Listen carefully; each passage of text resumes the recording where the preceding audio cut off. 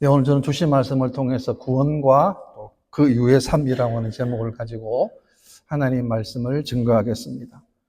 우리의 신앙생활에는 단계가 있습니다. 첫 번째 단계는 예수님을 아는 단계입니다. 두 번째는 예수님을 믿고 의지하는 단계입니다.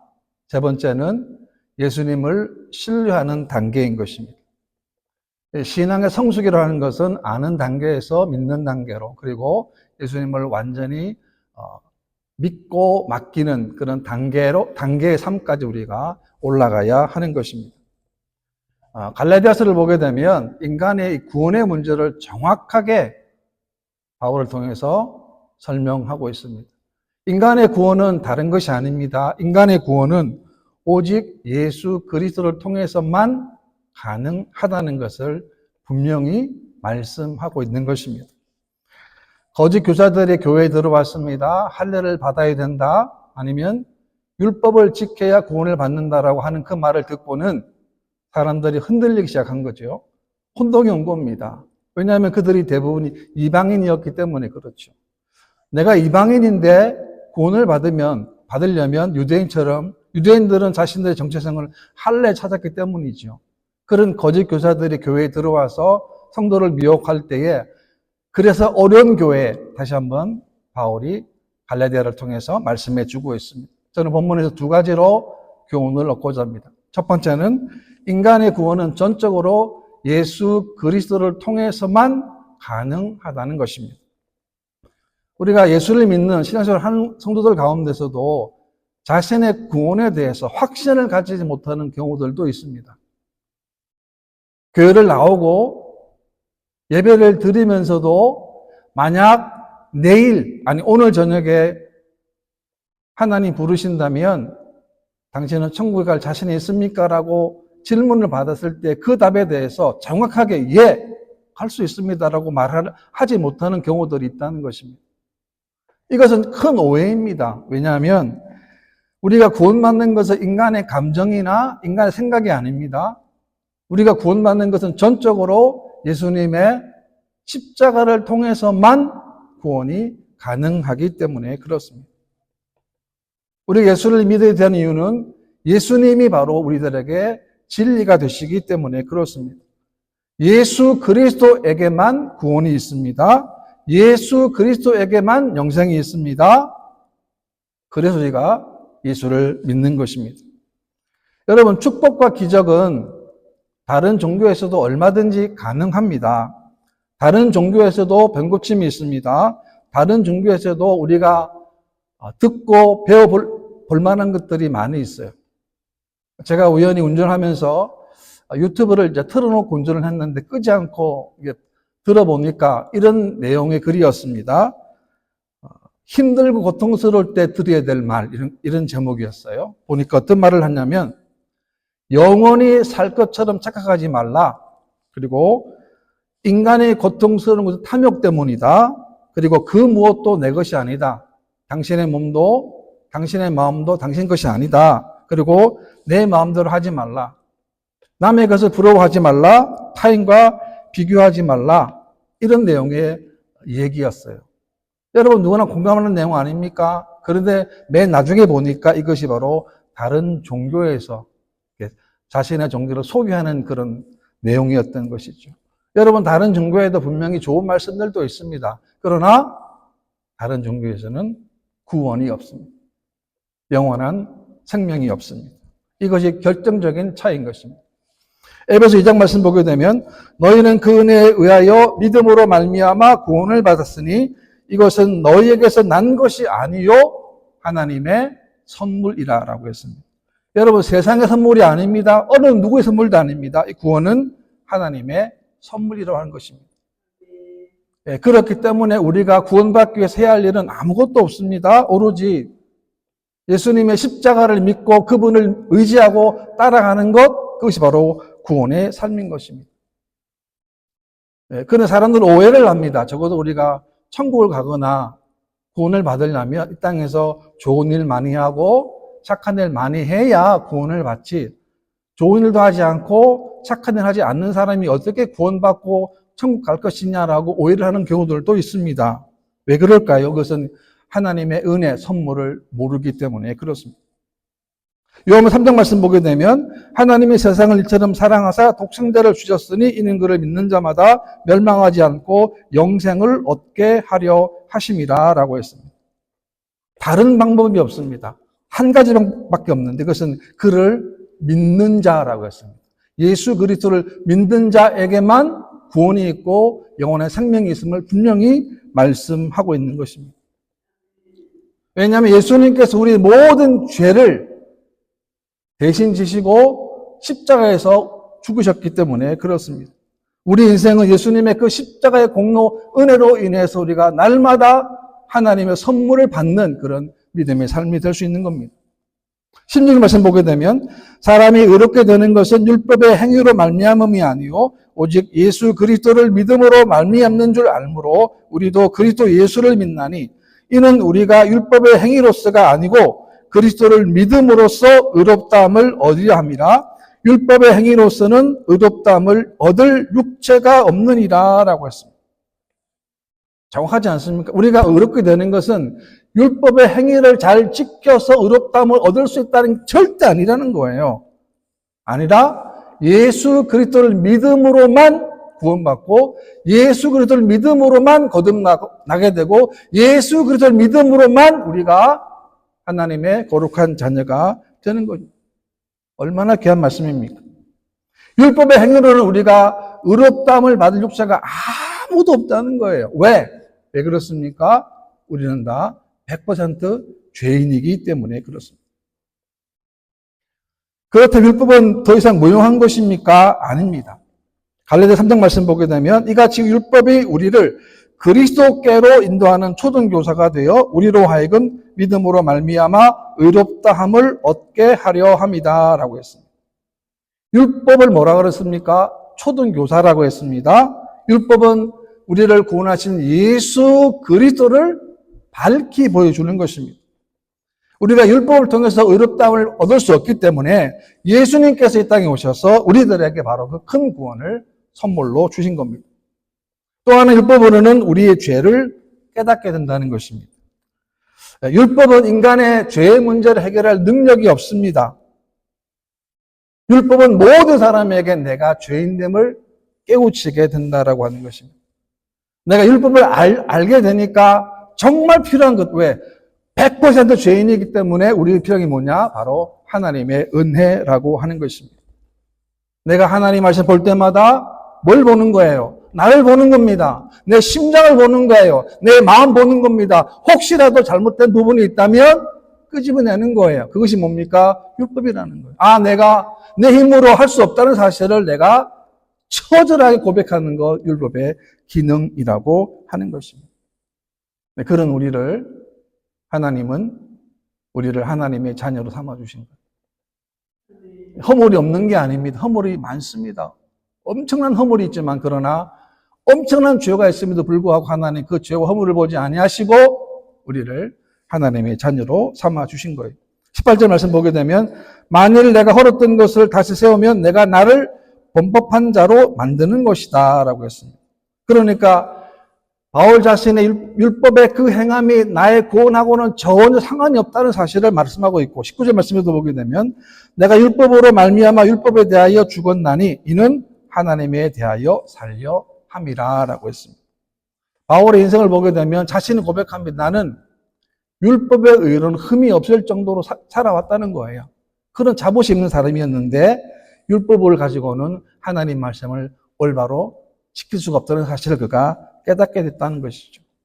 그래서 그는 고백합니다. 율법으로는 하나님과 올바른 관계를 맺을 수 없기 때문에 더 이상 율법에 매여 있지 않겠다는 고백이에요. 빌립보 3장 말씀을 보게 되면 이런 고백이 있는데요. 개들을 삼가고 행악하는 자들을 삼가고 몸을 상해한 일을 삼가라 라고 했습니다. 유대 사회에서 개라고 하는 이 단어의 명칭은 가장 멸시받고 가장 탐욕스러운 것 지칭할 때 사용되는 단어가 개라는 단어인데요. 여기서는 유대의 율법주의자들을 말하는 것입니다. 이들이 가르친 것이 바로 뭐냐면 구원을 받으려면 할례를 받아야 되고 구원을 받으려면 율법을 지켜야 된다고 거짓 가르침을 가르쳤던 그 사람들이 바로 여기서는 개라는 단어로 사용됐다는 것입니다. 왜 그러면 그들의 개라는 이 불명을 안게 되었습니까? 그것은 그들의 행악 때문이었습니다. 그들은 복음을 위한다는 명목 안에 거짓 교훈을 가르쳤습니다. 그리고 그들은 사리사욕에 채운 일을 하였기 때문에 그렇습니다. 그래서 우리는 하나님 이 마지막 때 우리에게 주신 하나님의 구원이 얼마나 감사하고 얼마나 귀한 사실을 우리가 깨우치는 저와 여러분 되시기를 바랍니다. 내 힘으로 할 수 없어요. 내 능력으로, 내 지식으로, 내 이론으로 할 수 없습니다. 왜? 우리는 전적으로 무능한 죄인 중에 죄인이기 때문에 그렇습니다. 그 다음에 두 번째는 구원받은 성도의 삶은 예수님을 믿는 믿음 안에서 살아가는 것입니다. 우리 인생은 우리가 누구와 사는가가 정말 중요합니다. 우리가 어떤 삶을 사는가 하는 것은 우리가 어떤 사람과 교제하는가에 달려있기 때문에 그렇습니다.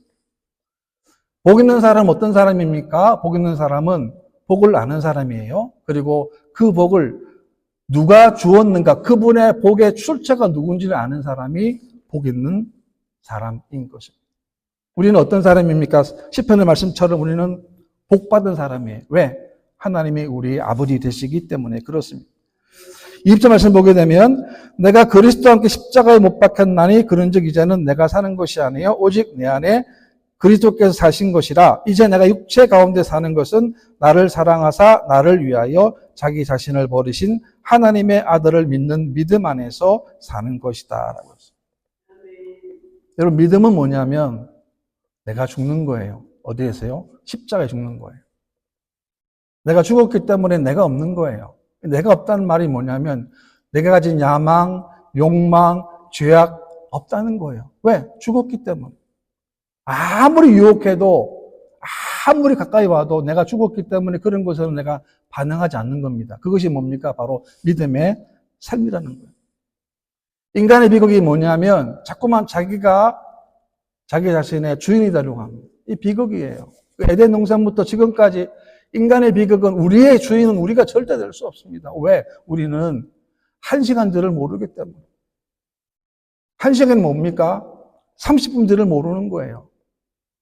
모르기 때문에 우리는 절대로 우리 인생의 주인이 될 수가 없어요. 우리 인생의 주인은 바로 전능하사 천지를 만드신 하나님이 우리의 주인이 되셔야 하는 것입니다.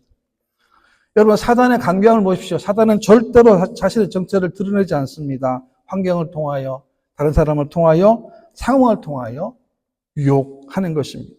사단의 역할이 뭐냐면 성도들이 하나님을 하나님으로 섬기지 못하도록 막는 거예요. 우리가 하나님이 우리의 주인이 안 되면 우리는 똑같습니다. 세상 가운데 타락한 삶을 살 수밖에 없는 게 우리 타락한 우리 본성이라는 거예요. 그래서 우리는 날마다 죽어야 합니다. 어디에서요? 십자가에 죽어야 합니다. 우리는 날마다 우리는 죽어야 합니다. 이 죽는다는 것은 뭡니까? 하나님이 내 인생의 주인이고 예수님이 내 인생의 주인이라는 것입니다. 주인이기 때문에 주님이 말씀하신 그 말씀 우리가 분명히 따라야 합니다. 분명히 들어야 합니다. 왜? 우리는 종이기 때문에. 다른 말이 필요 없습니다. 왜? 우리는 종이지 않습니까? 그래서 우리는 매일 삶 가운데 주님의 말씀의 발자취와 흔적이 반드시 남겨져 있어야 하는 것입니다. 최근에 제가 저희 딸이 학교에서 발표를 했는데요. 매년 하는 거라 또 보니까 참석을 이제 가기는 갔었는데 큰 기대는 하지 않고 갔어요. 그러니까 저희 딸이 이제 이런 대본을 하나 보여주더라고요. 대본을. 그래서 하나 봤는데 보니까 4줄이더라고요. 4줄. 자기 대본이. 그래서 와, 이 4줄을 들으려고 내가 또 2시간 동안 앉아있다나 그 생각이 딱 들더라고요. 그래도 뭐 우리 딸이 하니까 4줄 해도 이제 갔죠. 하니까 사람들이 확 차있어 학교 강당에. 그래 뭐 첫 번째 율동도 하고 또 여러 학년들 나눠가지고 또 막 하다가 맨 마지막에 이제 그런 발표를 했는데요. 연극을 했는데 이게 웬일입니까? 우리 딸이 주인공으로 나왔어요. 너무나 놀랐습니다. 그래서 저는 물어봤어요. 야, 네가 어떻게 그 많은 대사를 다 외웠으며 그 많은 호흡이랑 노래하는 거랑 어떻게 그 수많은 학생들 다 많은데 그 놔두고 네가 나와서 이렇게 주인공 역할을 했나? 너무나 궁금했어요. 왜냐하면 그 가르쳤던 선생님이, 그러니까 음악 가르치고 이런 연극 가르쳤던 선생님이 작년에 담임이었어요. 그러니까, 그 많은 학생들이 많은데 그 중에서도 노래 목소리가 좀 이렇게 조금 톤이 괜찮으니까 시킨 거예요. 저는 전혀 모르고 가 있었어요. 가보니까, 웬일입니까? 우리 딸이 그 안에 주인공 역할을 하는 거예요. 와. 여러분, 우리가 이 생 살아갈 동안도 마찬가지입니다. 내 인생의 주인은 내가 아니에요. 우리 인생은 하나님이 되시면 하나님이 사용하는 그 그릇이 되면 얼마나 우리의 인생이 되겠습니까? 저는 그 선생님이 너무 고맙더라고요. 그 수많은 학생들이 다 많은데 노래하고 율동하고 그 모든 시간들이 너무나 감격스러웠습니다. 우리 인생도 마찬가지입니다. 우리 남은 생에 감격되려면 언제나 하나님이 우리 인생의 주인이 되어야 하는 것입니다. 주일날만 주인이 되는 것이 아닙니다. 매 순간순간마다, 매일매일마다 주님이 우리 인생의 주인이 되는. 그러니까 우리는 종이니까 어떤 결정을 할 때는 우리가 맨 마지막에는 언제나 예수님의 허락을 받아야 돼요. 여러분 인생 가운데 항상 기도하면서 말씀 통해서 내가 이런 일을 구상하고 싶은데 하나님 이것이 하나님 어떻게 되겠습니까? 라고 적어도 우리가 예수님께 마지막으로는 응답을 받아야 하는 것입니다. 왜? 그분이 우리의 주인 되기 때문에 그렇습니다. 포도나무 가지의 비유를 보십시오. 가지는 포도나무에 붙어 있어야만 열매를 맺습니다. 이 붙어 있다라고 하는 것은 무슨 의미가 될까요? 친밀하다는 거예요. 우리도 하나님과 친밀해야 돼요. 여러분들이 하나님과 가까워지고 친밀한 관계가 되어야 하는 것입니다. 이 친밀한 관계가 뭐냐? 그것이 바로 하나님의 아들을 믿는 믿음 안에서 된다라고 하는 것입니다. 시편 90편에 보게 되면 의인은 종려나무같이 번성하며 레바논의 백향목같이 성장하리로다라고 했습니다. 의인을 종려나무에 비유했고 백향목에 비유했는데 이 레바논의 백향목 같은 것은 잘 성장합니다. 종려나무는 열매가 많고 오래 살고 아름답기로 유명한 나무인데 왜 이렇게 의인을 표현했는가? 그 다음 보게 되면 이는 여호와의 집에 심겼으며 우리 하나님의 뜰 안에서 번성하리로다. 무슨 말입니까? 하나님의 집에 심겼다는 거예요. 하나님과 예수님과 연합했다는 거예요. 하나가 됐다는 거예요. 그러니까 자동적으로 어떻습니까? 번성하며 성장하게 되는 것입니다. 고린도서 5장 말씀에도 보게 되면 그런즉 누구든지 그리스도 안에 있으면 새로운 피조물이라 이전 것은 지나갔으니 보라 새 것이 되었도다라고 했습니다. 우리는 날마다 새로운 피조물이 되는 거예요. 우리는 매일매일마다 새로운 새날이 됩니다. 여러분, 새로운 새날이 된다는 게 뭡니까? 우리가 날마다 새로운 피조물로 살아가는 거예요. 왜? 하나님 우리의 주인 되시기 때문에 그렇습니다. 하루 시작합니다. 하나님 시작하는 거예요. 마지막 여러분 잠에 들기 전 마지막 시간에도 마찬가지예요. 하나님 너무나 감사합니다. 하루를 지켜주심을 너무나 감사합니다. 또 내일도 하나님 지켜주시고 도와주십시오. 이런 적어도 하나님을 향한 왜 우리가 새로운 피조물로 살기 때문에 그렇습니다. 하나님은 저와 여러분들에게 늘 새로운 마음을 주십니다. 새로운 도전을 주시는 거예요. 희망을 주시는 거예요. 세상은 너무나 어렵습니다. 지금 어느 언론이나 어느 보도 누구를 통해서도 지금은 다 어렵다고 늘 얘기합니다. 그렇습니다. 어렵습니다. 정치적으로도 경제적으로도 사회적으로도 모두가 다 어렵다고 얘기합니다. 그러나 우리는 어렵지만 그래도 하나님이 우리와 함께 하심을 믿어야 하는 것입니다. 이런 새 마음으로 우리가 날마다 걸어갈 수 있다는 것입니다. 우리가 날마다 하나님을 주인을 섬길 때 우리는 날마다 새 것이 될 수 있다는 거예요. 새로운 마음으로 도전할 수 있다는 겁니다. 왜? 그분이 나와 함께 하시기 때문에 그렇습니다. 21절입니다. 내가 하나님의 은혜를 패하지 아니하노니 만일 의롭게 되는 것이 율법으로 말미암으면 그리스도께서 헛되이 죽으셨느라 계속 강조합니다. 무슨 말입니까? 우리 구원받는 것은 율법으로 구원받는 것이 아니고 하나님의 은혜로 구원받는다라고 하는 거죠. 똑같습니다. 만약 율법을 지켜서 구원받을 수 있다면 하나님의 십자가는 아무 의미가 없는 거예요.